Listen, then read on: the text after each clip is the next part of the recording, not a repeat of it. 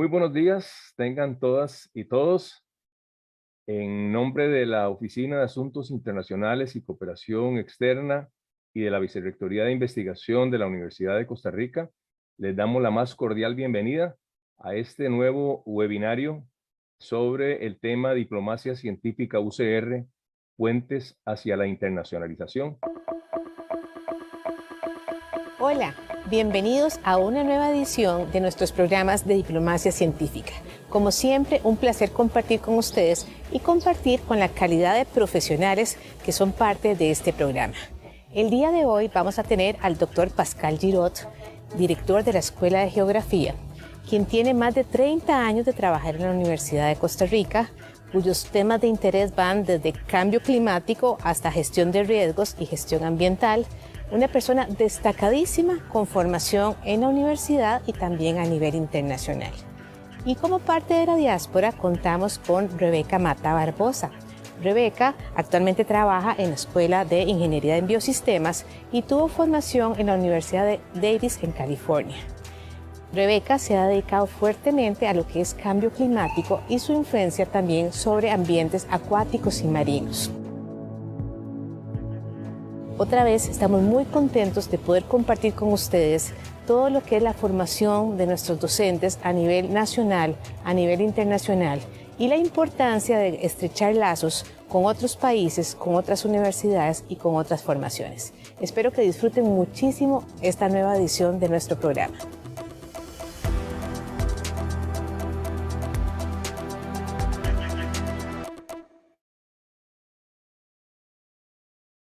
Muchas gracias a la señora vicerrectora por su participación y sus palabras.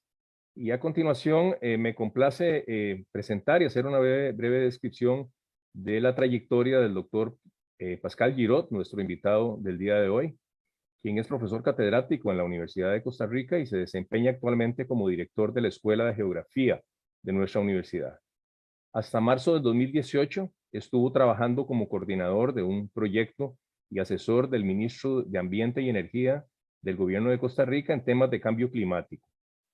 Ha trabajado también como consultor internacional durante los últimos 30 años en entidades como el PNUD, CARE, la ONU, Ambiente, el BID, el Banco Mundial, la FAO y la UICN. Ha trabajado en particular como consultor en Centroamérica y el Caribe en temas de política ambiental, ordenamiento territorial, gestión del riesgo y adaptación al cambio climático. También ha participado en misiones post-desastres en varios países del mundo, tales como la India, Argentina, Bolivia, Haití y también en Centroamérica. Desde hace más de 30 años enseña en la Escuela de Geografía de la Universidad de Costa Rica, donde ha dictado cursos en temas de ordenamiento territorial, gestión ambiental, gestión de riesgos y geografía económica. Tiene más de 25 artículos publicados en revistas internacionales y capítulos de libros. De manera que les damos la más cordial bienvenida al doctor Girot y le agradecemos muchísimo haber aceptado nuestra invitación para participar en estos webinarios de diplomacia científica. Tiene la palabra, doctor Girot.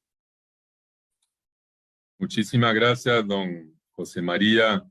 por esta introducción. Y bueno, quiero aprovechar para agradecer a la Oficina de Asuntos Internacionales y Cooperación Externa y a la Vicerrectoría de Investigación de la Universidad de Costa Rica por darme el honor pues, de poder presentar en el marco de este programa tan interesante sobre diplomacia científica UCR. Yo quisiera el día de hoy compartir con ustedes pues la experiencia que he tenido el privilegio de tener como científico de la Universidad de Costa Rica en espacios de negociaciones multilaterales en el marco de la Convención de Naciones Unidas sobre el Cambio Climático. Esta reflexión pues va a constar de 4 partes. Una primera reflexión más conceptual sobre, bueno, cuál es un poco el devenir de la ciencia y de los productos de la investigación científica en materia de política, y una reflexión también sobre la interfaz entre ciencia y política que creo que en el caso del cambio climático es un eslabón crítico de la acción climática en los países en desarrollo, y en el caso nuestro en Costa Rica. Y luego una reflexión ya más detallada sobre mi recorrido pues en el marco de las negociaciones de cambio climático, y luego quisiera librarme unas reflexiones finales para ir cerrando. Quizás lo primero es como centrarnos en una discusión sobre, bueno, qué es el conocimiento científico, cuál es su valor intrínseco, ¿verdad? Y cómo se traduce ese conocimiento científico en algo que pueda ser traducido en acción en materia de políticas públicas. Y esto, obviamente, existen una enorme cantidad de investigaciones científicas sobre el fenómeno del cambio climático, su manifestación a nivel del sistema climático planetario y la atmósfera, y su manifestación en materia también de incremento de emisiones, en eventos climáticos extremos y cambios permanentes en las condiciones climáticas en diferentes partes del mundo. Desde luego, el conocimiento científico sobre esto se ha canalizado formalmente a través de distintos mecanismos, y voy a referirme a ellos, como es el caso del panel intergubernamental sobre cambio climático, el IPCC por sus siglas en inglés. Pero creo que tenemos que también librarnos a una reflexión más de fondo sobre cómo se traduce este conocimiento en información y datos, y cómo esos datos realmente son finalmente utilizados para informar decisiones en materia de política pública, tanto a nivel internacional, multilateral, pero también a nivel de gobiernos nacionales y locales. Y creo que es un poco entender ese proceso y ese diálogo, esa interfaz entre la producción de ciencia y los procesos de formulación de política que quiero compartir con ustedes el día de hoy. Yo quisiera empezar con este gráfico bastante gracioso de un investigador norteamericano, un especialista en cambio climático, Mickey Glantz, de la institución NCAR en Colorado, en Estados Unidos, donde él parte en un artículo sobre ciencia útil o ciencia utilizable, usable science. Él parte del desconocimiento. Es decir, para hablar del conocimiento y el rol del conocimiento hay que saber qué sabemos, qué no sabemos. ¿Cuál es el rol, sobre todo en temas de cambio climático, el rol de la incertidumbre, de conocer, digamos, las probabilidades, que es una forma de expresar el riesgo asociados al cambio climático, pero luego cuando no sabemos todos los posibles desenlaces del cambio climático, ¿cómo manejamos entonces lo que no sabemos? Y yo creo que es muy importante partir de esa constatación que todavía tenemos tal vez una lección de humildad, de que no todo es conocido, no sabemos exactamente cómo se va a manifestar a futuro el cambio climático, aunque tenemos cada vez más evidencias que refuerzan los diagnósticos que desde fines de los 80s del siglo pasado nos habían ido alertando los científicos como parte del IPCC sobre los riesgos de cambios y transformaciones en el sistema climático planetario. Lo más difícil en general es reconocer nuestra ignorancia, y yo creo que esa reflexión de Mickey Glantz es súper útil, de saber cómo podemos, obviamente hay una parte de personal, de saber cuáles son los límites y hasta dónde nos da nuestra competencia, y luego cómo también ubicar ese desconocimiento que no conocemos y que todavía están por descubrirse. Y yo creo que en el caso del cambio climático, sobre todo cuando estamos acostumbrados en los últimos años a escuchar escenarios pesimistas sobre el futuro del mundo, es muy fácil caer en la trampa de dar por sentado que tenemos todo el conocimiento para tomar decisiones, y no siempre es el caso. Y aun cuando lo tenemos, este conocimiento no siempre se materializa en las mejores decisiones posibles. Y siempre ese diálogo de tener toma de decisión o políticas públicas formuladas en base a la mejor ciencia disponible sigue siendo pues un reto muy grande en este contexto. Tenemos por un lado una producción de ciencia formal que ha ido creciendo enormemente en el tema de cambio climático. Realmente es enorme la cantidad de producción de conocimiento que ha crecido en los últimos años, tanto en la parte física de la manifestación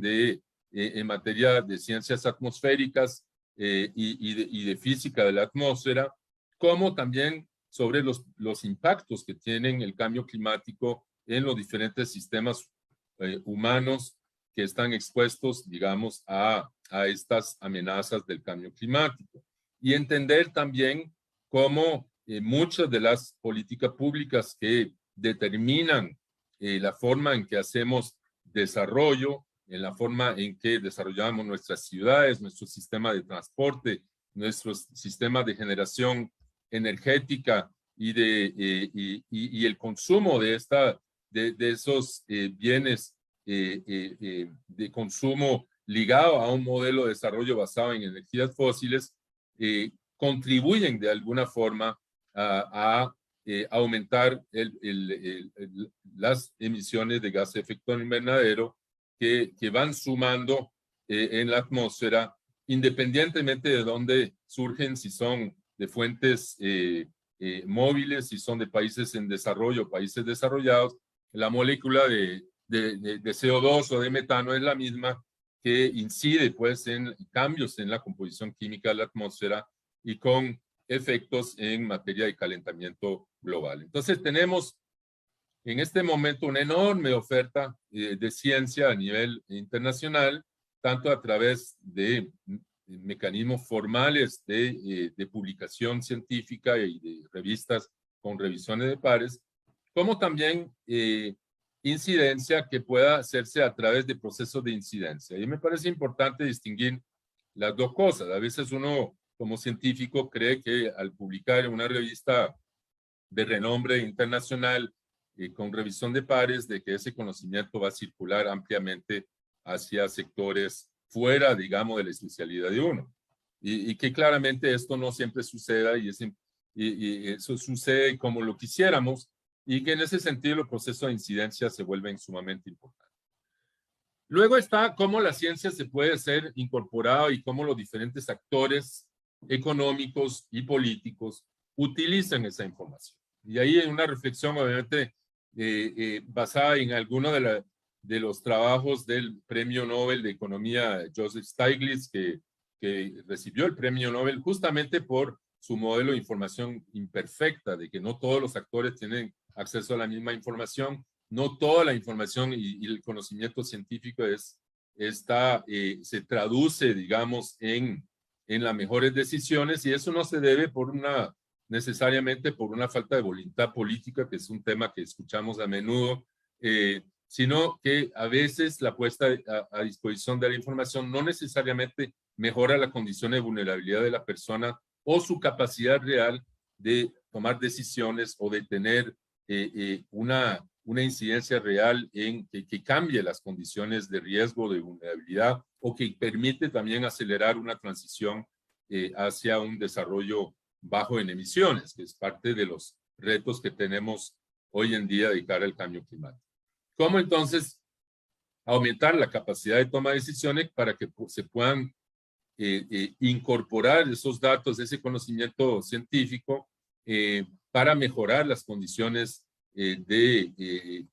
vulnerabilidad, de reducir el riesgo y de poder incidir efectivamente de cara a los impactos del cambio climático, generar condiciones más seguras para nuestra población, nuestros sectores productivos, nuestras comunidades. Entonces, sigue habiendo enormes retos en esto. Ese camino, ese tránsito entre un conocimiento científico que puede ser muy robusto, pero un acceso imperfecto a la información,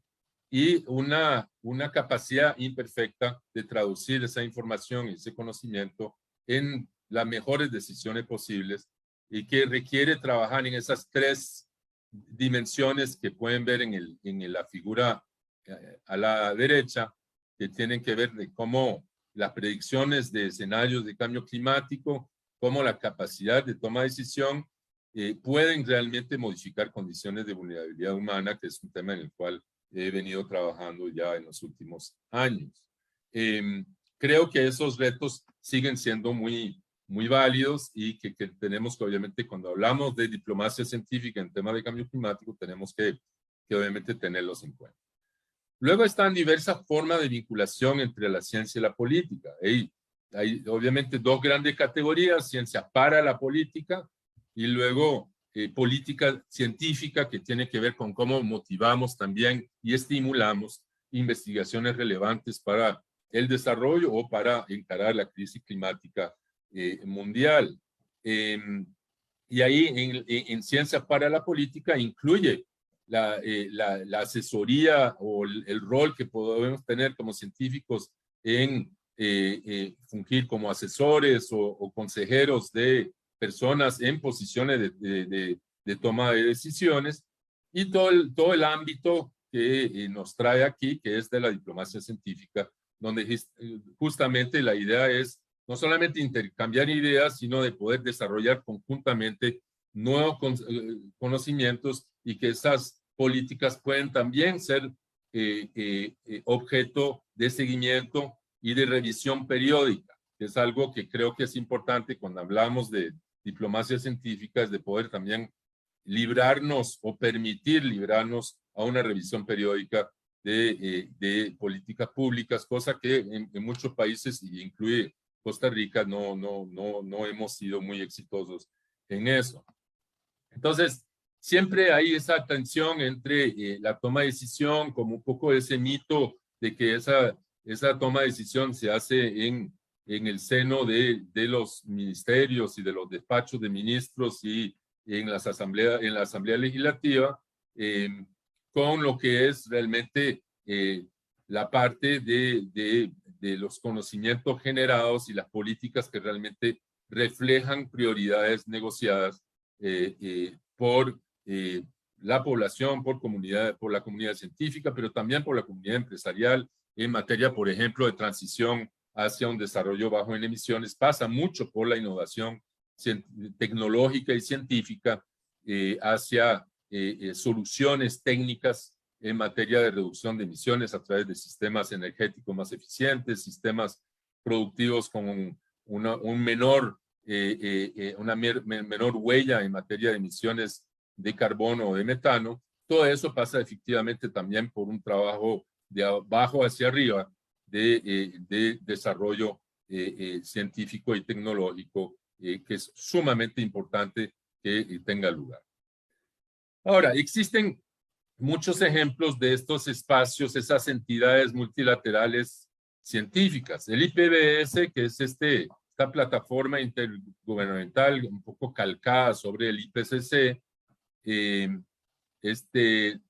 trata del tema de biodiversidad y servicios de los ecosistemas, y el IPBES fue creado en el 2012 justamente para evaluar el estado de los ecosistemas y de los servicios ecosistémicos que proveen esos ecosistemas a la sociedad. Y si bien no pertenece a las Naciones Unidas o no opera bajo una convención como lo opera el IPCC, tiene una estructura muy parecida, en el sentido que sí busca crear espacios de grupos de expertos, fuerza de tarea, observadores, paneles de expertos que pueden informar las políticas públicas. Otro ejemplo es la UICN, que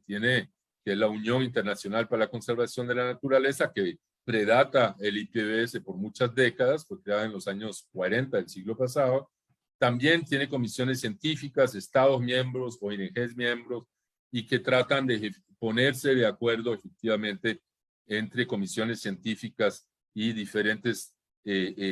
actores para poder ponerse de acuerdo en una política basada en la mejor ciencia posible. Pero sin duda, en el tema que nos trae acá, el día de hoy, el IPCC, este panel intergubernamental sobre cambio climático, sigue siendo pues uno de los referentes más importantes de cómo la ciencia ha estado inclusive al origen de la creación de la Convención Marco de las Naciones Unidas sobre el Cambio Climático. Hay que recordar de que el IPCC predata la convención. Fue creado a fines de los 80s justamente como una reacción a los informes cada vez más preocupantes sobre el impacto del calentamiento global era justamente con el fin de crear o facilitar evaluaciones integrales del estado del conocimiento científico, técnico y socioeconómico sobre el cambio climático, sus causas, posibles repercusiones y estrategias de respuesta. Y ya hemos tenido desde 1990 un total de 6 informes publicados y una gran cantidad de informes especiales publicados en los últimos años. Se organiza el IPCC en 3 grupos de trabajo, uno que se centra más en la ciencia física que sustenta el cambio climático, un grupo de trabajo 2 que se centra en la vulnerabilidad de los sistemas socioeconómicos y naturales y las consecuencias negativas, los impactos tanto positivos como negativos del cambio climático y las opciones de adaptación. Y un grupo 3 que se centra en la mitigación del cambio climático y evaluando métodos para reducir las emisiones de gases de efecto invernadero y cómo eliminar esos gases de invernadero o retirarlos de la atmósfera.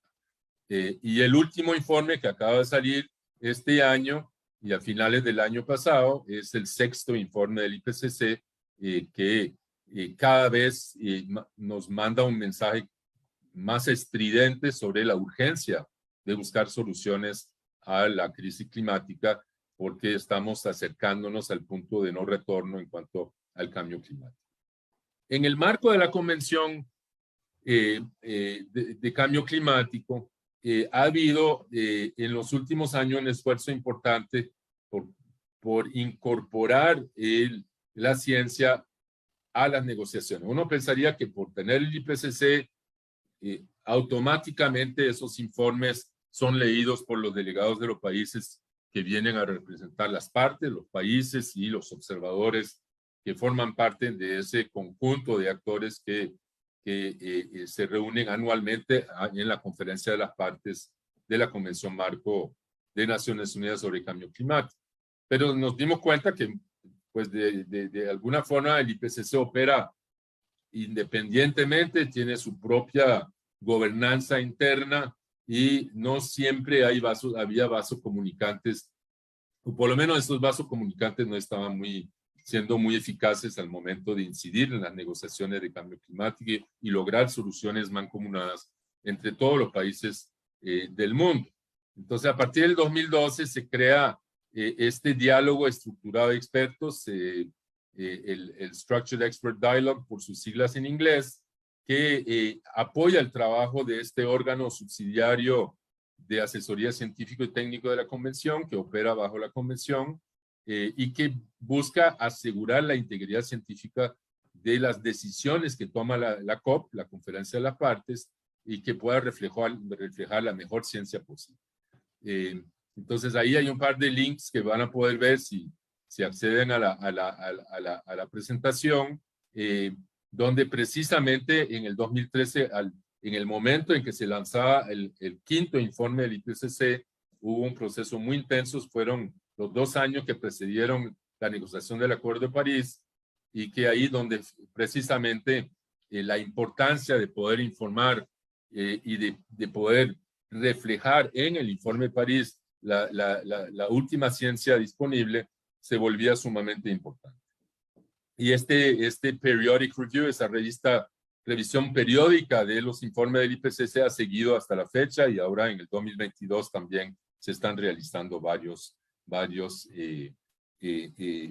espacios, digamos, de consulta entre las partes, entre los negociadores y las negociadoras y los órganos científicos como el IPCC. Para ir terminando, quisiera compartir una reflexión más personal sobre mi experiencia profesional en estos espacios de negociación. He tenido la suerte de fungir tanto como observador, como miembro de ONGs que estábamos invitados a formar parte de la Conferencia de las Partes como observadores. También estuve como representante de organismos intergubernamentales como la UICN, y en los últimos 7, 8 años como parte y negociador, como parte de la delegación de Costa Rica y del equipo negociador de AILAC en las últimas 7 COPs de cambio climático. Creo que quisiera, antes de librarme a esta reflexión más personal, recordar un poco esta geopolítica del cambio climático. Es importante darnos cuenta, y este es un infograma que refleja el peso que tienen diferentes países y grupos de países en el concierto de las emisiones mundiales. Eso es una gráfica que data, creo, del 2016, pero que no ha cambiado significativamente, aunque con la pandemia ha bajado un poquito en el 2020, pero ya ha vuelto a crecer con una velocidad extrema en los últimos meses después de la pandemia. Vemos que efectivamente esa geopolítica de las emisiones nos impone un enorme contraste entre los países del norte, grandes economías emergentes como China, India, Brasil o Sudáfrica, y un mar de pequeños países con una huella de carbono muchísimo menor, pero que también forman parte de las negociaciones de cambio climático. Y que es importante tener claro la enorme diferencia que hay en cuanto a la huella de emisiones, tanto histórica como hoy en día, también tener claro de que hay potencias económicas emergentes como China o India que tienen una huella muy, muy grande. Hoy por hoy, China es el país, el mayor emisor del mundo, pero que también tenemos a varios otros países que están o sea, en segundo lugar va Estados Unidos y en tercer lugar está la India, y si vemos la Unión Europea en su conjunto, obviamente estaría por encima de la India, ¿verdad? Es decir, hay un peso histórico muy importante en las emisiones, hay responsabilidades comunes, pero diferenciadas. Y yo creo que es importante siempre recordar ese principio que guía las negociaciones, que es parte también de muchos de los problemas que tenemos para ponernos de acuerdo, ya que requiere un acuerdo y un consenso entre países que tienen una responsabilidad diferenciada, pero que también enfrentan la misma amenaza y que algunos van a pagar, obviamente, un precio mucho más alto que otros por los impactos del cambio climático. El otro gráfico que quiero compartir con ustedes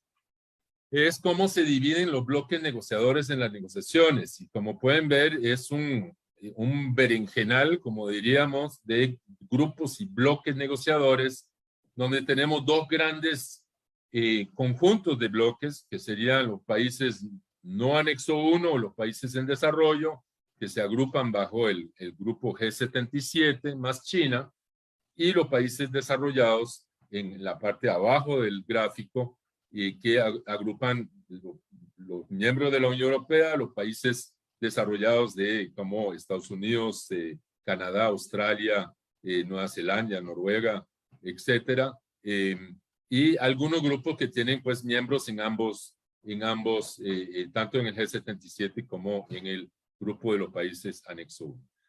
Esto hace que efectivamente la complejidad de las negociaciones se haga. Está muy claro de que un país como Costa Rica ganó muchísimo a partir del 2014 a incorporar el grupo de AILAC, que le dio, pues, que es un grupo de la Alianza Independiente de Países de América Latina y el Caribe, que incluye Perú, Colombia, Chile, Paraguay, Panamá, Guatemala y Honduras, y Costa Rica, y que le dio a Costa Rica la posibilidad real de poder incidir mucho más en el proceso negociador y tener efectivamente un equipo negociador con más músculo y con más conocimiento técnico y científico,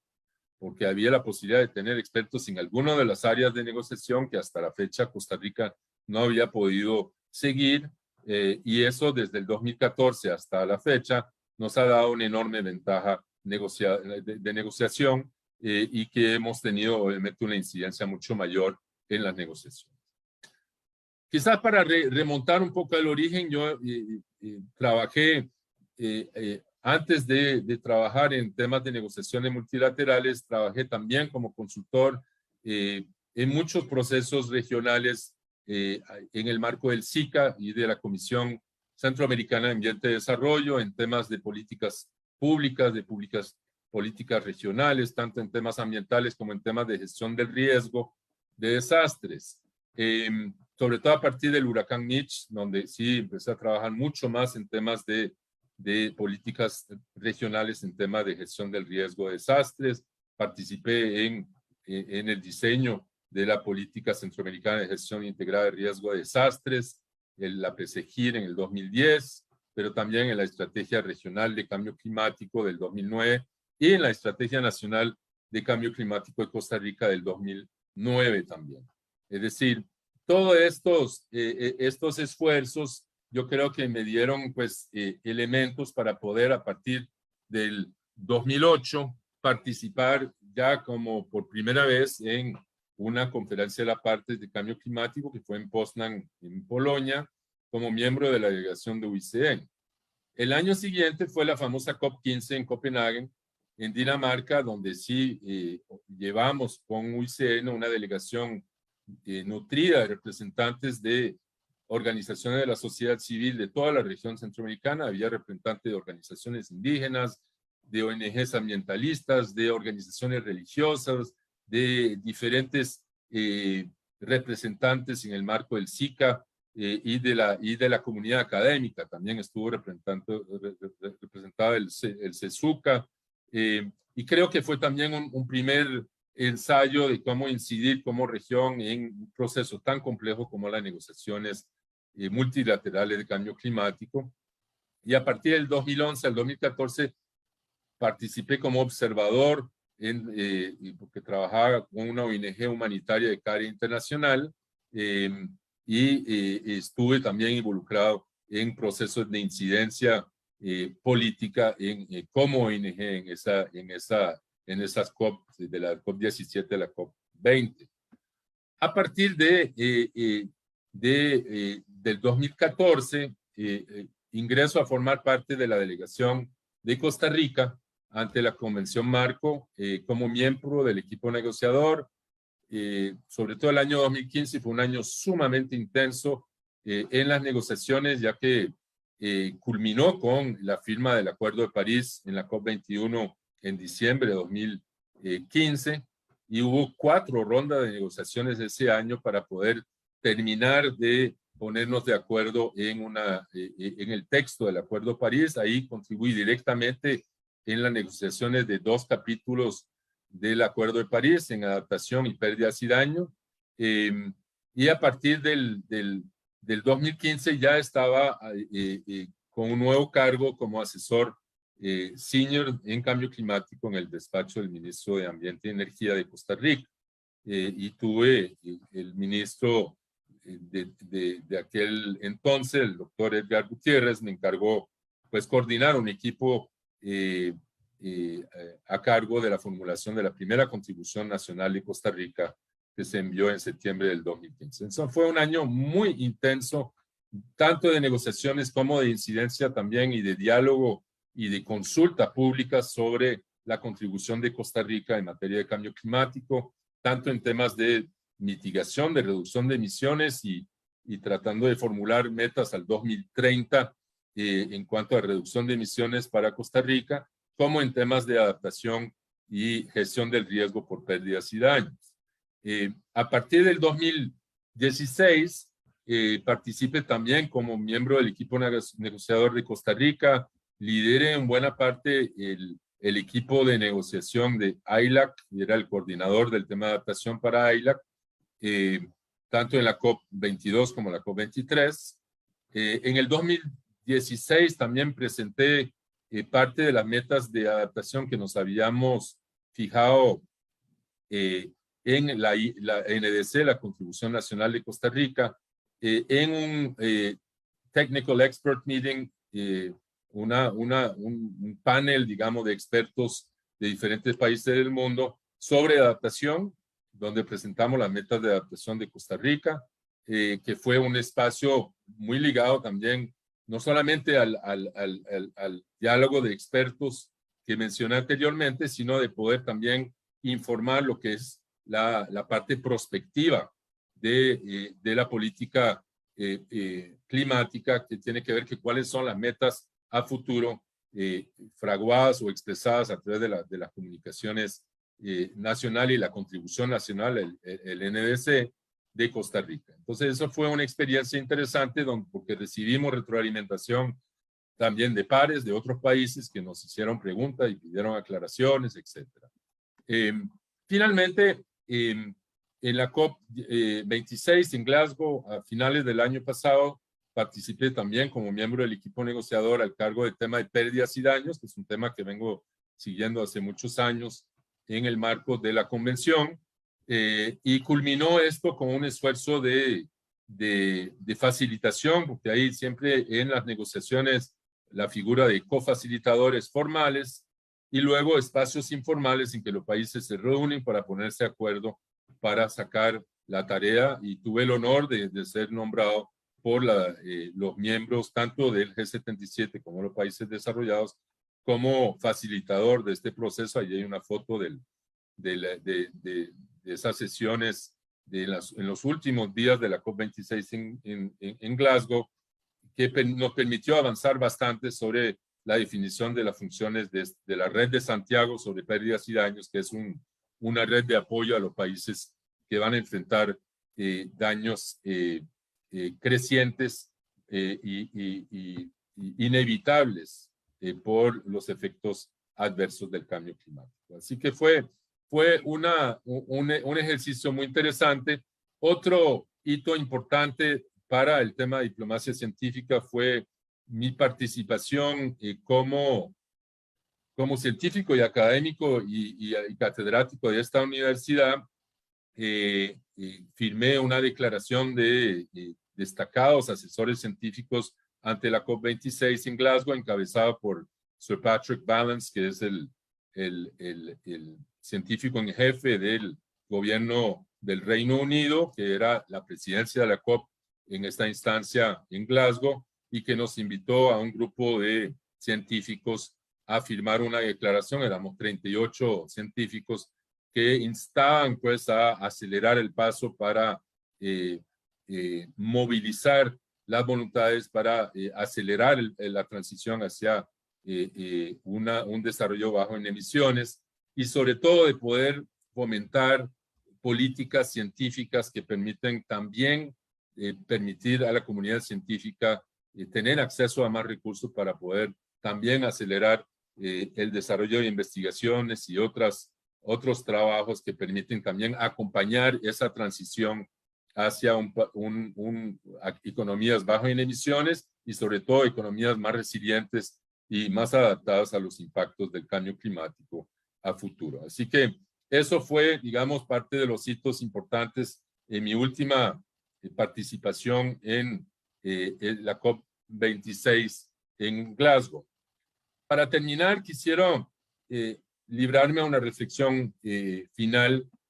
sobre el rol de la ciencia en el régimen mundial para enfrentar el cambio climático. Sin duda, el fenómeno del cambio climático es el resultado de un entramado muy complejo entre el sistema climático planetario y los procesos económicos y sociales asociados al desarrollo. Ya vimos el mapa de la geopolítica de las emisiones y vemos que pues hay enormes retos para poder atender desde un pequeño país con una huella de carbono reducida como Costa Rica, de poder incidir en una reducción de las emisiones de grandes emisores a nivel mundial. para poder enfrentar eso se requiere la comprensión de sistemas complejos y entender tanto desde las ciencias físicas como de las ciencias sociales cuáles son efectivamente algunos de los retos que enfrentamos a nivel planetario y cuáles son las formas de poder abordar una solución mancomunada entre tantos países, ¿verdad? Las políticas internacionales y el derecho ambiental internacional también tienen una lógica basada en el carácter vinculante de esos instrumentos de aplicación obligatoria. Y ahí pasa también por un filtro de que muchas de las partes representan estados nacionales soberanos y hasta dónde tienen la posibilidad de ceder soberanía para poder limitar sus emisiones y tomar decisiones que tienen impactos económicos importantes para reducir sus emisiones a futuro. Lo importante es que existen esos espacios, esos mecanismos en las negociaciones que faciliten el acceso a la mejor ciencia disponible. Hoy en día realmente no hay excusa, tenemos una enorme capacidad de transmitir información de alta calidad y de conocimiento científico muy reciente para que se pueda tomar decisiones que sean responsables con el planeta y con las generaciones futuras.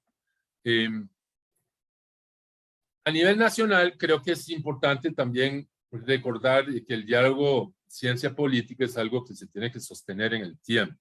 No puede ser una cosa puntual. Tradicionalmente, la formulación de políticas públicas han sido limitadas a los ámbitos de despacho de ministros y legisladores. Hay poca cultura de revisión y evaluación ex post de las políticas públicas, particularmente en el sector ambiente y de cambio climático. Existen muchísimas oportunidades para reforzar este diálogo entre científicos, especialistas y responsables de política a través de espacios de diplomacia científica. Y ojalá, pues, como Universidad de Costa Rica podemos contribuir a este esfuerzo. Creo que tenemos la capacidad, y esta plataforma es una de ellas, de poder crear espacios donde este conocimiento científico útil para la toma de decisiones pueda irse reforzando en el tiempo, y eso pasa también por una mayor inversión en ciencia y tecnología en tiempos de ajuste fiscal y de restricción muy grandes sobre las finanzas públicas, y todos sabemos los retos que enfrentamos como país. ¿Cómo lograr entonces, en un contexto de austeridad, buscar formas innovadoras de respaldar, robustecer opciones de políticas públicas en base a la mejor ciencia disponible? Y ahí creo que es importante recordar que en Costa Rica no estamos solos, sino que muchos científicos formamos parte de redes académicas internacionales, y creo que eso le da un peso mucho mayor a las posibilidades de poder informar tanto políticas públicas nacionales como también las prioridades y los temas de negociación a futuro de cara a la revisión de los logros. El próximo año, en el 2023, vamos a estar con el balance global que estuvo estipulado en el Acuerdo de París, que nos va a librar a una evaluación de cuánto hemos avanzado en lograr las metas del Acuerdo de París y cuánto falta. Y me temo que falta mucho y que vamos a tener que acelerar el paso entre todos los países que hemos firmado y ratificado el Acuerdo de París. Y en ese proceso creo que la ciencia, la diplomacia científica tiene un rol crucial que jugar. Así que lo voy a dejar acá. Muchísimas gracias a todos y todas por su atención.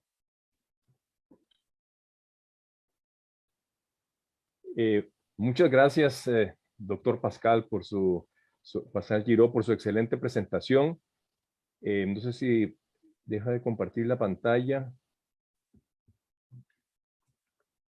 Listo. Perfecto. Muchísimas gracias, doctor Pascal Giró, por su excelente presentación. Les indicamos a las personas que nos están viendo y escuchando que pueden plantear sus comentarios o preguntas para el doctor Giró en el chat. Mientras tanto, vamos a pasar ahora entonces a una fase de diálogo, de preguntas, Y yo quisiera preguntar, algo mencionó usted en su presentación, pero en este tema me parece fundamental en todo este complejo entramado de relaciones e interlocuciones, la interlocución entre el sistema científico de generador de conocimiento y el sistema de política pública y entidades internacionales. Pero me parece muy importante también incorporar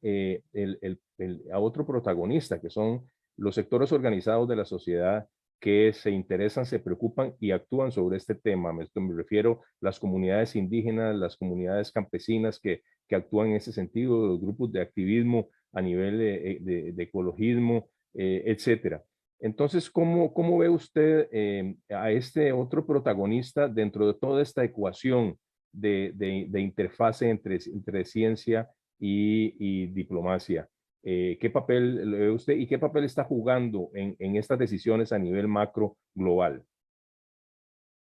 Contesto de una vez, don José Sí, María. por favor. Bueno, excelente pregunta, don José María. Me parece sumamente relevante incorporar, y de hecho, desde muy temprano, la Convención Marco incorporó entre sus observadores representantes de organizaciones indígenas, de gobiernos locales, de ONGs ambientalistas en las negociaciones. Tienen un asiento, a veces los observadores tienen, y porque hay países que no ven con buenos ojos efectivamente que participen en todos los aspectos de las negociaciones observadores, hay una cierta sospecha que ciertas ONGs internacionales son financiadas por países europeos o norteamericanos y que tienen una agenda política obviamente manipulada por los donantes que los financian, y eso hace que complica efectivamente la participación de estas entidades, esos observadores en todas las rondas de negociaciones. Pero sí se han logrado avances muy importantes. Por ejemplo, tanto en el tema de género como el tema de pueblos indígenas, desde el Acuerdo de París se han creado varios espacios y de plataformas de acción, y hay un plan de acción de género que se reúne en cada conferencia de las partes. Ahora hay una plataforma indígena también de pueblos indígenas que hoy en día tiene un estatus formal en las negociaciones, que es un espacio donde se reúnen, no sé si recordarán algunos de ustedes, en la PRECOP que organizó Costa Rica en octubre de 2019, previo a la COP25 de Chile. Tuvimos también un caucus, un espacio para los pueblos indígenas centroamericanos y latinoamericanos, tuvieron un espacio de reunión propio en el marco de la PRECOP, y este espacio se replica, digamos, a nivel de la conferencia de las partes también. El tema que son espacios de diálogo donde hay espacios de incidencia por parte de muchos de estos actores que no tienen la misma voz ni el mismo acceso al poder que los gobiernos nacionales o que otras ONGs o el sector empresarial o multinacional del sector privado. Y lo que ha intentado de alguna forma la convención y el secretario es nivelar la cancha y darle ese espacio de participación cada vez mayor a esas voces diversas en el marco de las negociaciones, y que permiten también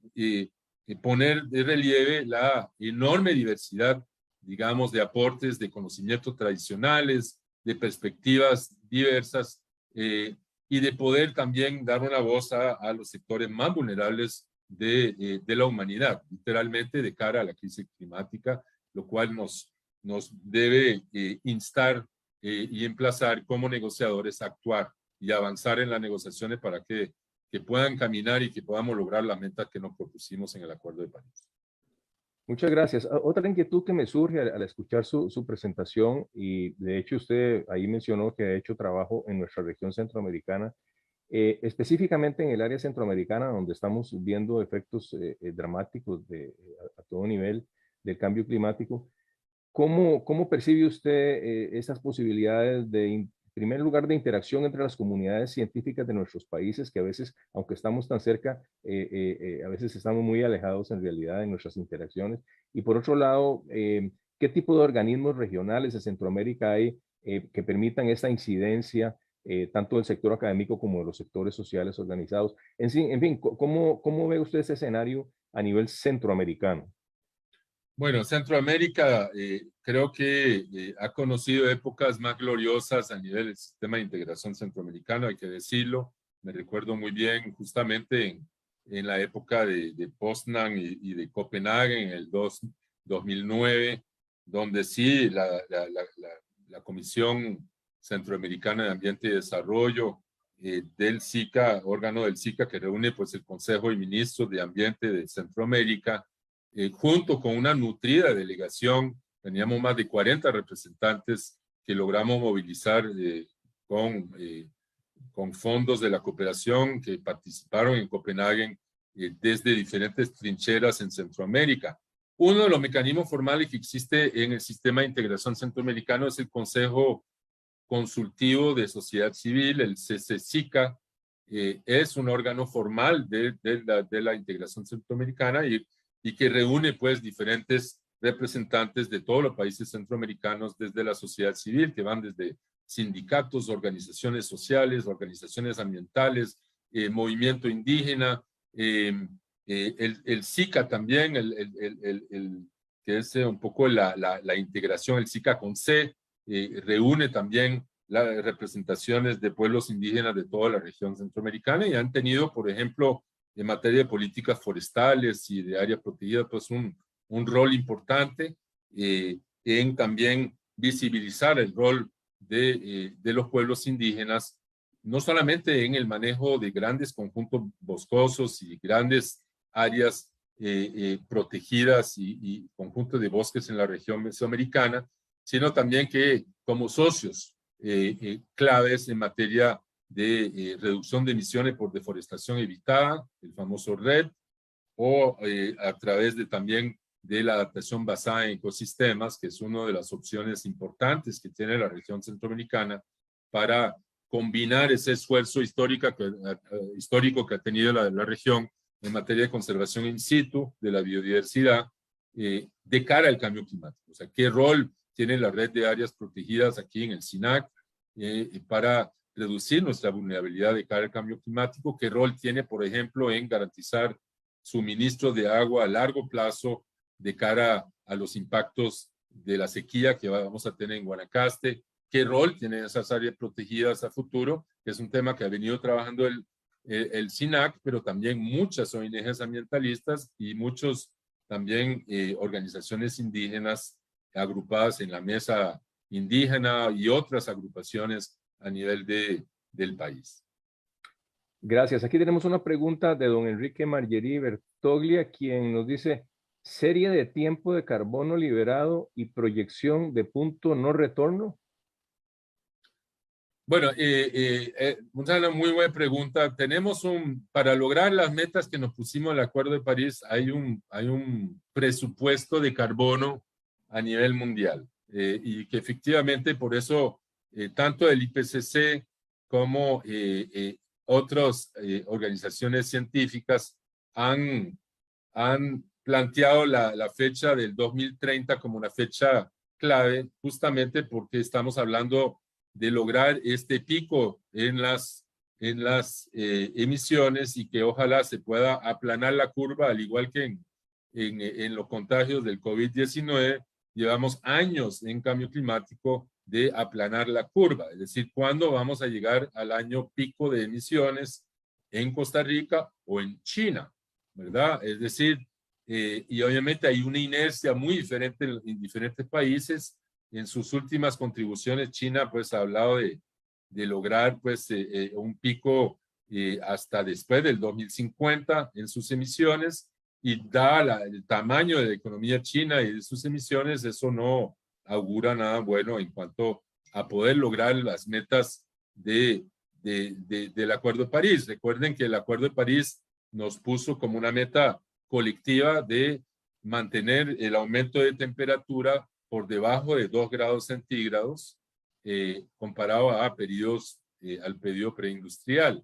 Ya estamos en 1.1 grados y sabemos que ya a partir de 1.5 grados, pues ya en algunas partes del mundo, sobre todo en las pequeñas islas, en los pequeños estados insulares del Caribe o del Pacífico, van a estar en apuros, es decir, va a haber problemas serios. Ya estamos viendo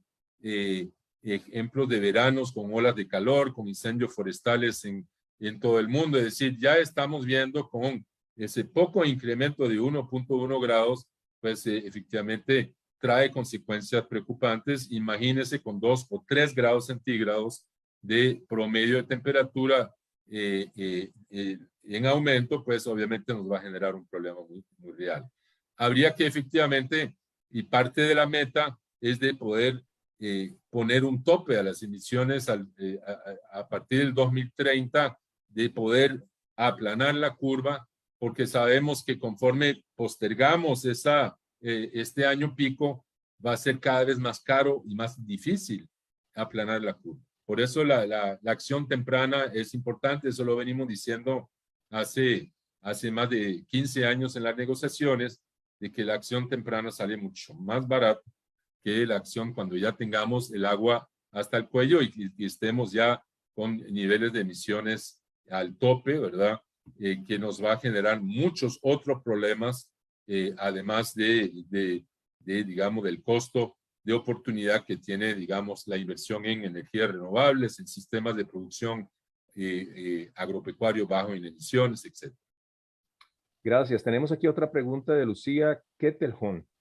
quien dice, ¿cómo se podría describir la participación del sector privado, grandes empresas o consorcios, en cuanto a diplomacia científica sobre cambio climático? ¿Apoya de alguna manera? El sector privado tiene músculo político. Saludos.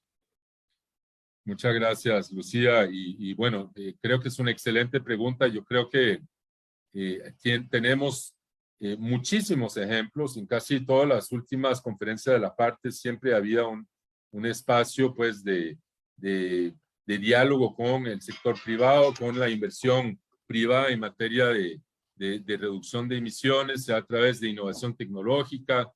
Por ejemplo, mucho de lo que es la electrificación del transporte y la inversión en desarrollo de nuevas generaciones de baterías y de lo que es captura de energía solar o eólica, todo lo que es la parte, digamos, de generación energética baja en emisiones o de energías renovables, está dominada por el sector privado. Es decir, y hay empresas grandes y pequeñas, hay que decirlo, que han demostrado pues tener una enorme creatividad e innovación y una capacidad de reducir emisiones a través de cambios en tecnología y cambios que están acelerando en este momento. Entonces, sí creo que definitivamente el sector privado, que siempre tiene un asiento y una representación en la conferencia de las partes, tiene un rol muy, muy importante que jugar. Sí sigue siendo un sector privado donde dominan, digamos, los actores de empresas ubicadas en el norte, en los países desarrollados, y muchas transnacionales también siguen teniendo pues un rol protagónico. Es decir, son los que tienen las patentes, y el control de esas patentes nos va a poner ante un reto de decir, bueno, ¿cómo aceleramos esa transición energética si tenemos que pagar patentes muy caras para estas tecnologías? ¿O cómo lograr una negociación política para poder poner a disposición tecnologías bajas en emisiones a un costo menor para aquellos países que no tienen los recursos para poder invertir, qué sé yo, en energía solar, eólica, o en cambiar su flota vehicular o su sistema de transporte público hacia, digamos, un sistema eléctrico o bajo en emisiones? Este para mí es el reto. Por eso es importante, por ejemplo, el esfuerzo que ha ido desplegando Costa Rica en temas de investigación y desarrollo, por ejemplo, a través de ADASTRA, en temas de investigación sobre el plasma y el hidrógeno. Creo que estas alianzas entre el sector privado y la investigación científica y tecnológica se vuelve sumamente urgente. Creo que tenemos que acelerar el paso y creo que la única forma va a ser teniendo políticas públicas claras que permiten fomentar la investigación científica y el desarrollo tecnológico endógeno a través de alianza público-privada. Yo creo que la única forma que vamos a poder lograr esa transformación, esa transición energética que urge de cara al cambio climático, solo a través de alianza público-privada creo que lo vamos a lograr. Muchas gracias. Tenemos una última pregunta, comentario y pregunta de don Alejandro Morales. Dice, buenos días. El doctor Girón ponía sobre la mesa la capacidad científica de la Academia Costarricense, como también la fuerte relación que tienen las y los investigadores con pares internacionales por medio de redes. Pero, ¿cuál es el principal reto que se visualiza para la Academia en Costa Rica en aras de avanzar en esta conexión con los tomadores de decisión? Esa es una pregunta.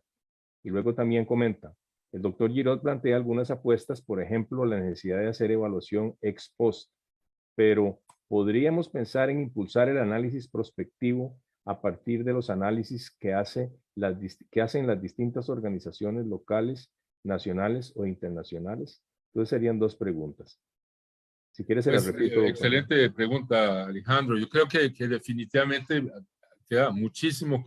por hacerse. Yo creo que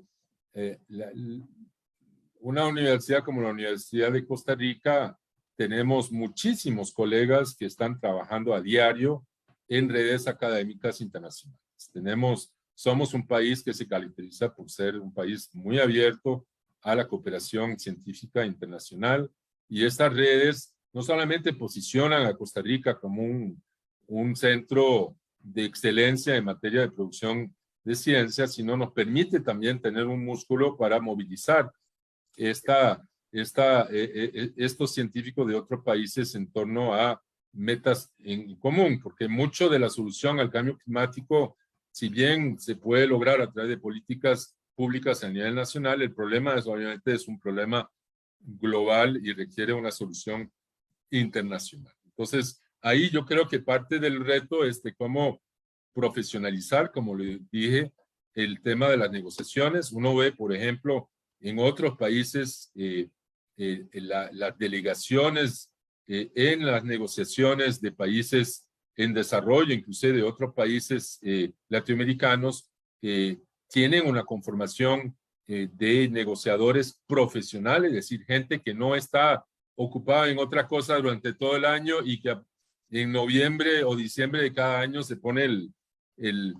sombrero de negociador, sino que son personas que se preparan todo el año para negociar y se siente la diferencia en la sala. Es decir, uno no se da cuenta cuando tiene al frente a alguien que lleva todo el año preparándose para esas negociaciones y a nivel del manejo técnico de las negociaciones y en su capacidad también de brindar propuestas, obviamente desde su interés nacional. Creo que la profesionalización de las negociaciones implica una formación tanto de diplomáticos nuestros para que el tema de cambio climático sea algo que pueda ser incorporado en la formación corriente, digamos, del cuerpo diplomático, y al revés, de que nuestros científicos que les interesa trabajar en diplomacia científica tengan la oportunidad también de poderse formar y de crear un cuerpo profesional al servicio del país que pueda brindar, digamos, operar como un recurso o un respaldo para los y las negociadoras del país todo el año, que sea, digamos, unas entidades que puedan acompañar, y no solamente en tema de cambio climático. Yo sé que también en el tema de la Convención sobre Diversidad Biológica, estuve también reunida hace poco con algunos negociadores latinoamericanos y con la gente del SINAC, que tiene a cargo las negociaciones bajo la CBD. Yo creo que ahí también hay enormes oportunidades para colegas para poderse formar e incidir en forma permanente en estas negociaciones. Ahora, a nivel internacional, yo creo que sí tenemos un panorama un poco más complejo, porque efectivamente no queda muy claro las reglas. Yo creo que el talón de Aquiles tiene que ver con la inversión en ciencia y tecnología. que sabemos que está cada vez más restringida por la situación económica mundial y la situación económica y fiscal de nuestro país. Pero creo que eso no es una excusa. Yo creo que tenemos suficiente inercia y experiencia acumulada en el país para poder crear, digamos, espacios, digamos, de diálogo, de política pública que puedan tener una incidencia permanente y sobre todo nutrir una reflexión permanente sobre esos temas, tanto para evaluar las políticas públicas nuestras y hacer esa evaluación ex post, y cambiar un poco la cultura política de nuestro país, de poder no tener esa política del borrón y cuenta nueva cada vez que entra un gobierno nuevo, sino de que haya en algunos temas una cierta continuidad en la posición negociadora de Costa Rica, por ejemplo, en materia de cambio climático. Hay compromisos adquiridos en el marco de nuestra INDC, ratificamos el Acuerdo de París y tenemos un compromiso por parte del Estado costarricense de cumplir con las metas que se plantearon en el Acuerdo de París. Y ese compromiso nos obliga, tanto como los gobiernos de turno, como la comunidad científica nacional, a seguir aportando al tema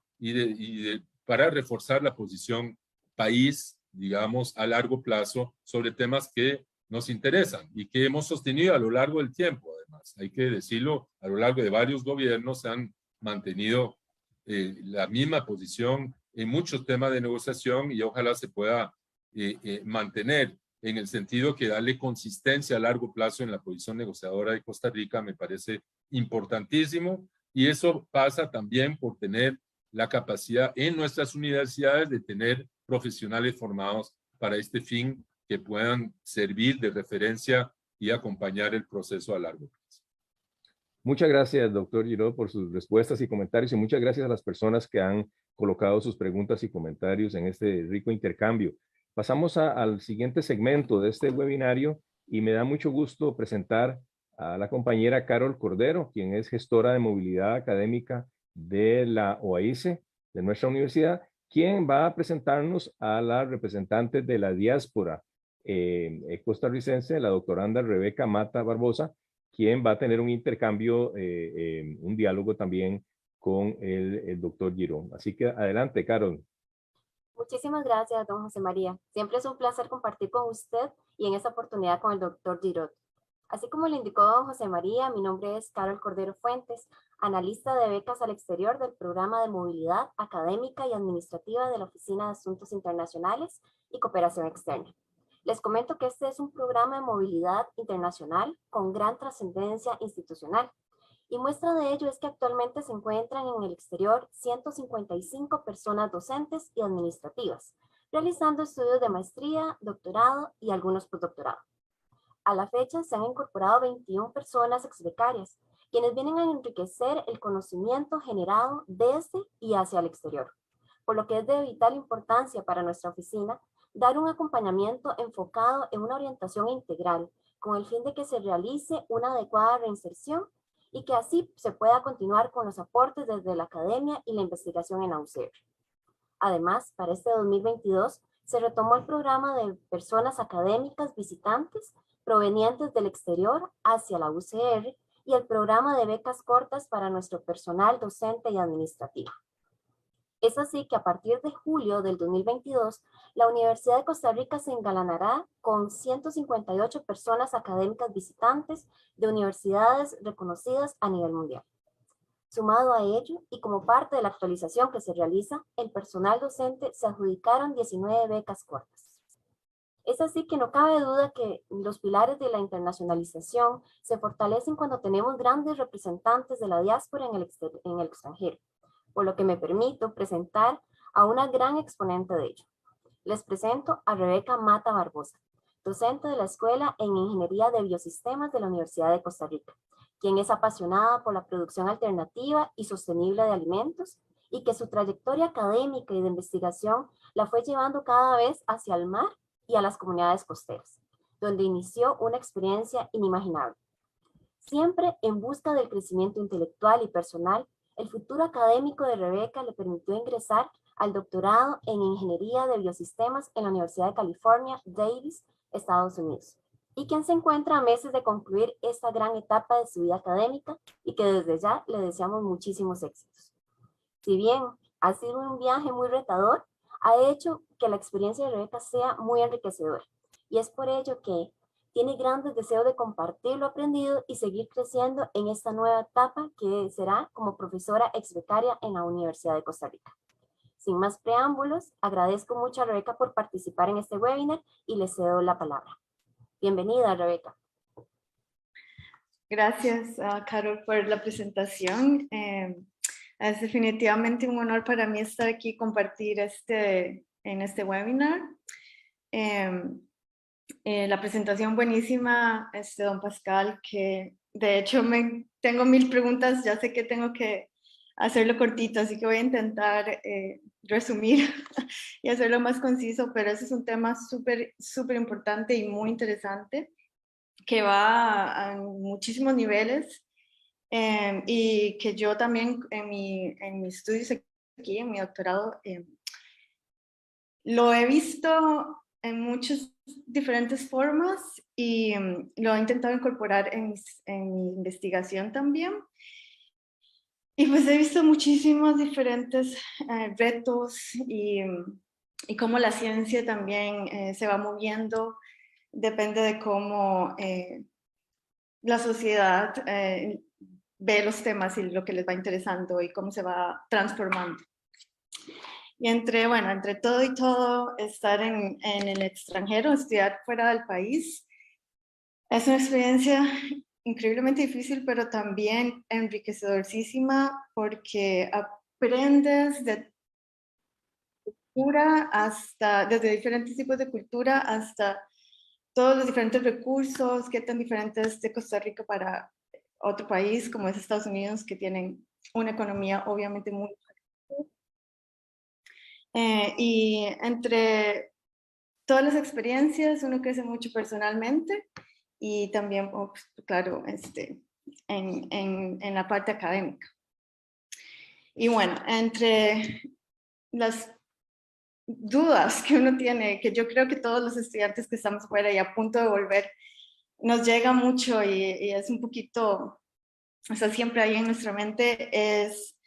y que es una pregunta que te voy a dirigir a don Pascal, es que vemos, como usted lo mencionaba en su presentación al inicio, vemos cómo en la academia se quiere siempre publicar y está esa presión de hay que publicar todos los resultados que tenemos, hay que ponerlos en una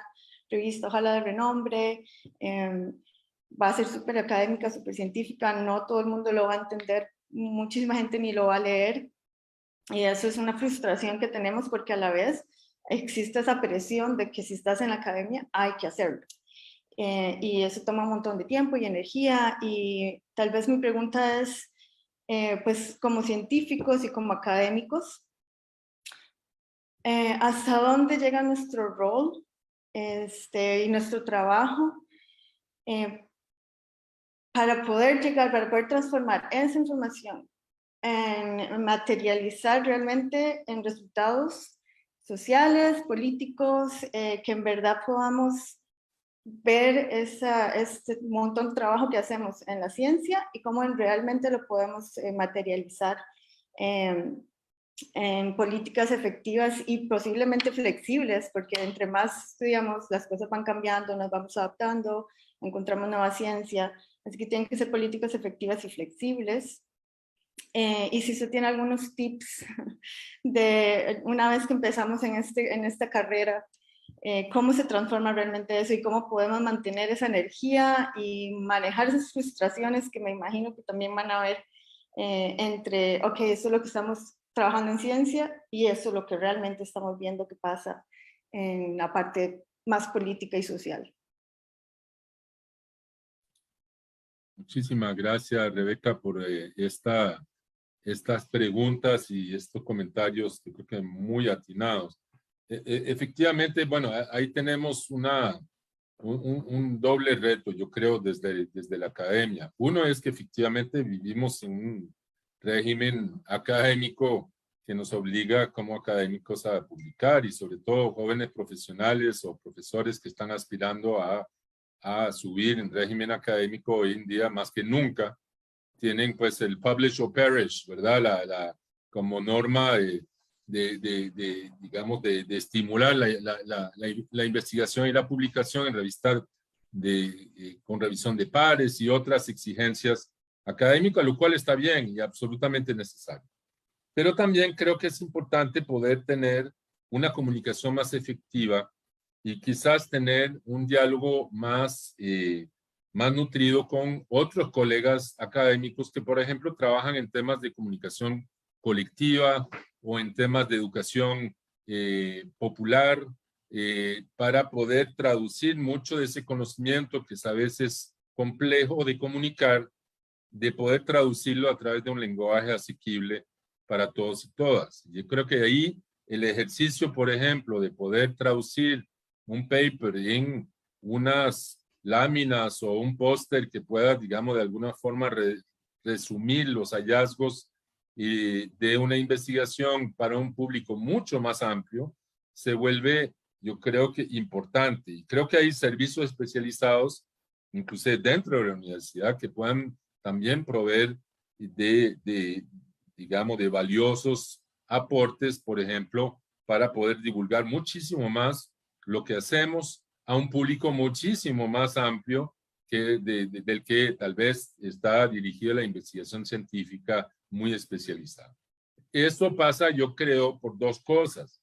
Uno, de tratar de balancear la hiperespecialización, que es, digamos, una tendencia natural de la ciencia de irse especializando en temas y subtemas cada vez más, más específicos, y de poder también fomentar, digamos, la formación de generalistas, de gente que puedan sintetizar esa información y hacer una comunicación más efectiva de los retos que enfrentamos, por ejemplo, de cara al cambio climático. O en el caso del trabajo que usted está realizando, cuál es el rol del mar y de los recursos marinos costeros en la solución al problema del cambio climático. Y cómo se van a ver afectados, por ejemplo, muchas comunidades costeras por el aumento del nivel del mar, por la reducción en la productividad de pescas en las zonas locales. Todo el tema de adaptación en zonas costeras se va a volver sumamente crítico, pero que tenemos que comunicar esto a comunidades que probablemente tienen un nivel de instrucción básica y que necesitamos ver cómo comunicar mejor medidas que les pueda permitir, digamos, adaptarse mejor ante un clima cada vez más peligroso, ¿verdad? Y un mar cada vez más peligroso. Entonces, yo creo que esos son un ejemplo donde sí creo que hay enormes oportunidades de mejora, de cómo traducir nuestra investigación científica para un público más amplio.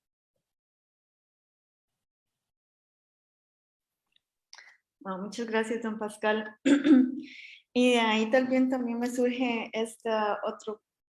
otra pregunta, y es, hablábamos de cómo los tomadores de decisiones con la comunidad científica, e inclusive don José María también habló de esta otra comunidad indígena o ONGs o más general, pero también organizada en cierta manera. Y yo estaba pensando durante su presentación en cómo la comunidad más general, el día a día, que no tiene nada que ver con la ciencia, la persona que no está tal vez ni siquiera involucrada muy políticamente, pero que al final yo pienso que tendríamos una gran potencia o una energía si la comunidad más general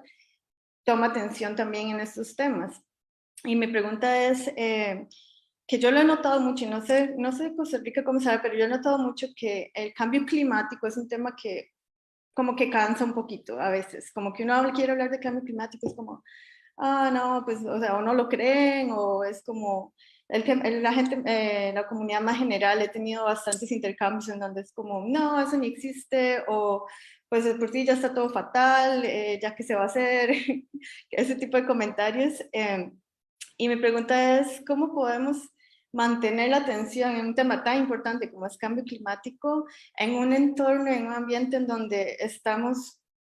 enfrentando problemas que se siente más en la cara, ¿no? Como la economía está tan difícil, el COVID vino y cerró economías,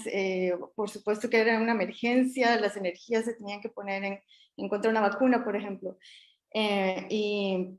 los recursos se iban a canalizar diferente. Entonces creo que mi pregunta es cómo podemos mantener esa tensión, tanto del público general como inclusive de los políticos, en cambio climático, específicamente. Muchas gracias por esta pregunta, Rebeca. Me parece sumamente importante y tiene mucho que ver con lo que estaba señalando en la primera parte de mi respuesta, que tiene que ver efectivamente cómo contrarrestar el pesimismo que cada vez más nos invade. Me preocupa en particularmente, digamos, las generaciones venideras y las nuevas, digamos, generaciones que están ingresando ahora al sistema educativo de la educación superior, de poder generar pues una perspectiva de futuro, porque de cara al cambio climático efectivamente hay que armarse de mucha fe y optimismo para poder creer que vamos a lograr vencer esos molinos de viento, ¿verdad? Que son muchos de los retos que enfrentamos con la crisis climática, son tan colosales, tan grandes para un pequeño país como el nuestro, que es fácil caer preso, digamos, del pesimismo. Hay que decirlo. Creo que una forma tal vez de motivar que es importante es de poder, uno, que me parece importantísimo, vincular la acción climática a oportunidades, y oportunidades no solamente de tener un mayor bienestar, una vida más segura, una vivienda más segura, una oportunidad de vivir mejor a futuro, inclusive la oportunidad de generar nuevos empleos. Yo estoy convencido que, por ejemplo, el desarrollo acelerado del transporte eléctrico público y privado en nuestro país va a generar una nueva generación, digamos, de técnicos y mecánicos que puedan reparar vehículos eléctricos, va a generar la inversión pública, por ejemplo, un tren eléctrico y estaciones de tren de Incofer va a generar espacios también para inversión privada y en materia inmobiliaria y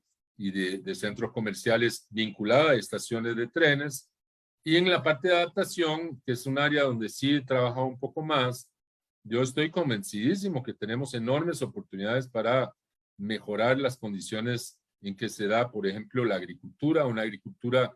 que use, por ejemplo, más eficientemente el agua y todo lo que son tecnologías de ahorro de agua. Es un tema que, por ejemplo, usted va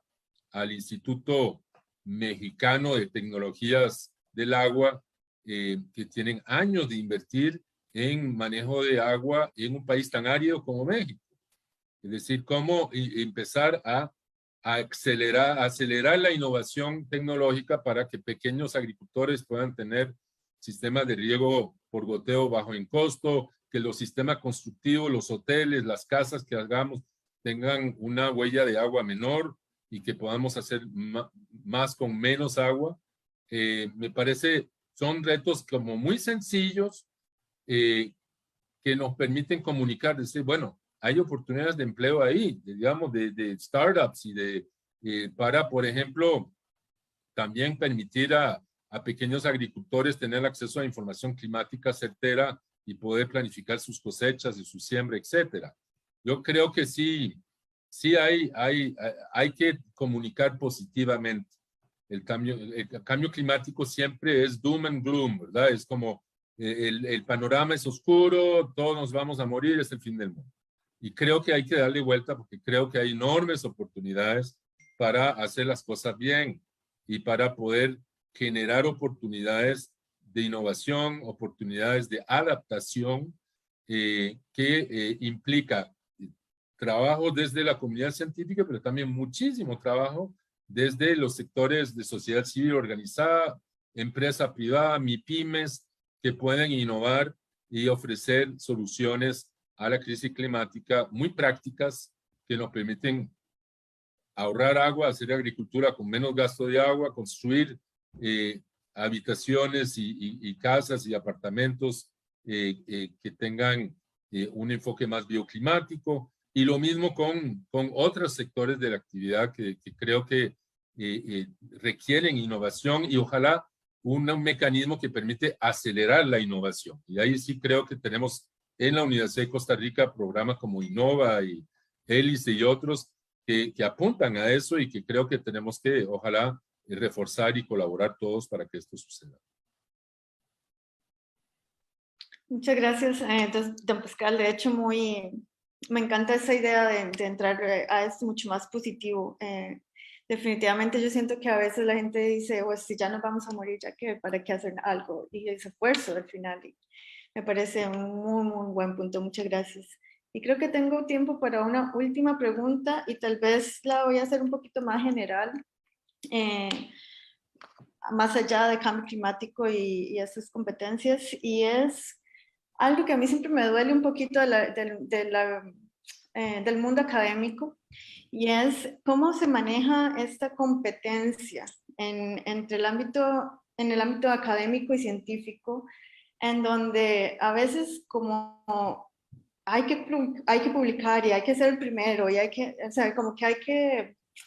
llegar ahí antes que los demás. A veces yo siento que eso limita mucho la capacidad de trabajar juntos, de desarrollar algo que podría ser mucho más, no relevante, pero grande si trabajáramos juntos. Pero como existe toda esta competencia y existe no puedo enseñar mis datos hasta que tengo esto publicado, y eso puede ir lerdeando un poco el proceso y haciendo que trabajemos separados, pero a veces por lo mismo, y como que siento que eso hace que estos puentes se rompan y sea mucho más difícil de trabajar juntos. Y tal vez como en su experiencia y dentro del ámbito académico y desde la UCR, si usted tiene algunos consejos de cómo manejar esta competencia y ese sentimiento de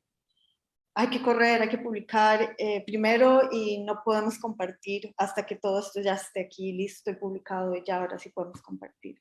No sé si me voy a entender, pero eso siempre me duele un poquito en el mundo académico, y lo siento mucho aquí, y yo creo que pasa en todo lado, dentro de los mismos profesores inclusive, que nos presionan montones, porque es publicar y muchísima competencia. Totalmente de acuerdo, Rebeca. Creo que tenemos efectivamente un modelo donde hay una competencia cada vez más feroz por recursos cada vez más limitados, además. Entonces, hace que la competencia sea todavía más álgida, y que eso no es siempre conducente a alianzas con colegas que trabajan a la par. Es decir, muchos colegas nuestros pues publican en revistas internacionales con otros coautores internacionales, pero a veces no comparten la información con quienes trabajan al lado. Y una forma de hacerlo tal vez es de poder crear mecanismos, digamos, de socialización de la investigación, siempre y cuando obviamente se evita, digamos, que esos resultados más significativos sean divulgados antes de tiempo, y para obviamente no quitarle la primicia a quien se ha dedicado muchos años a investigar y con un resultado importante de poder tener el crédito a quien crédito se merece. Yo creo que ese es un balance sumamente delicado, yo creo. Es decir, tampoco de divulgar por divulgar cosas antes de tiempo, pero una vez divulgadas de poder socializarlas de forma tal vez un poco distinta, porque ahí sí donde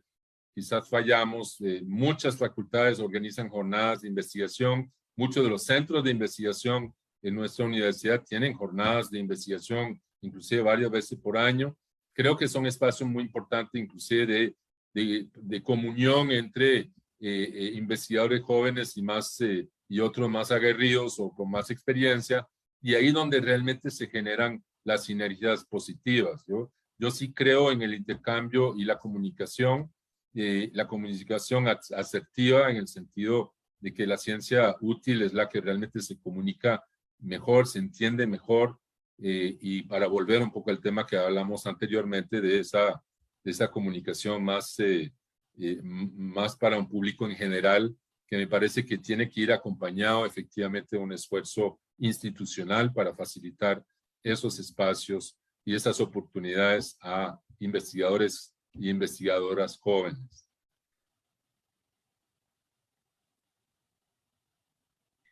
Muchísimas gracias, don Pascal. Y pues nada, yo estoy a punto de terminar aquí, así que espero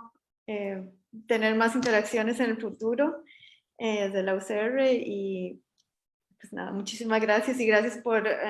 tenerme aquí, por la oportunidad de participar en este evento tan importante. Muchas gracias a vos, Rebeca, por tu participación y muchas gracias al doctor Giraud por sus respuestas y sus intercambios. Muy rico este intercambio que tuvieron y te deseamos mucha suerte en la parte final de tus estudios y un feliz retorno a nuestra patria y a nuestra universidad. Vamos entonces llegando a la conclusión de este excelente webinar que hemos tenido el día de hoy. Quisiera hacer una reflexión final retomando algunos de los elementos que se han presentado tanto en la presentación del doctor Giraud como en las preguntas que han surgido y en este diálogo con Rebeca Mata, ¿verdad? Claramente lo que se ha hablado hoy plantea retos muy grandes para nuestra comunidad académica de la Universidad de Costa Rica, en nuestras universidades públicas de CONARE y en la comunidad científica en general del país, ¿verdad? Por un lado, y es lo último que estuvieron conversando Rebeca y Pascal, está este tema de cómo realmente alrededor de temas complejos como este del cambio climático y tantos otros temas complejos, se debe generar una cultura de generosidad más que de competencia,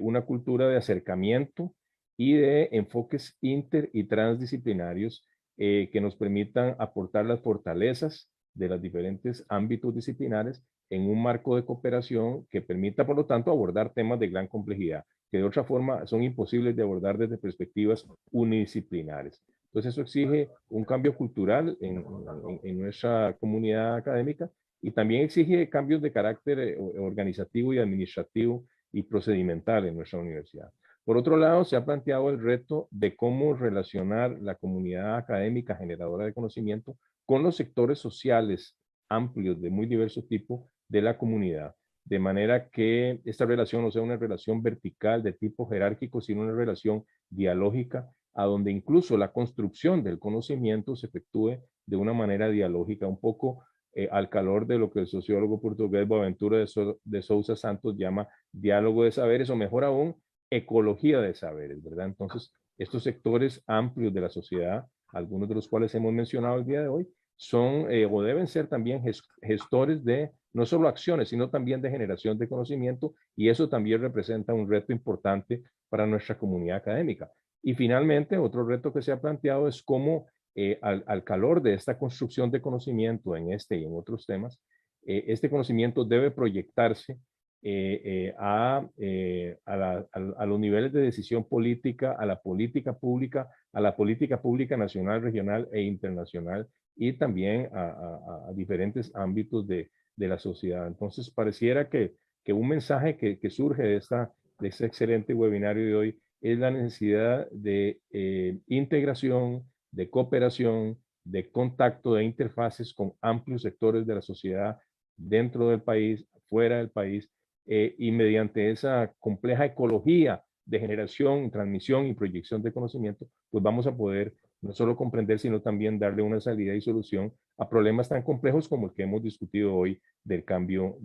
climático. De manera que en nombre de la OIC, en nombre de la Vicerrectoría de Investigación, les damos las gracias al doctor Pascal Giraud, a la ingeniera Rebeca Mata por su participación el día de hoy, a todas las personas que nos han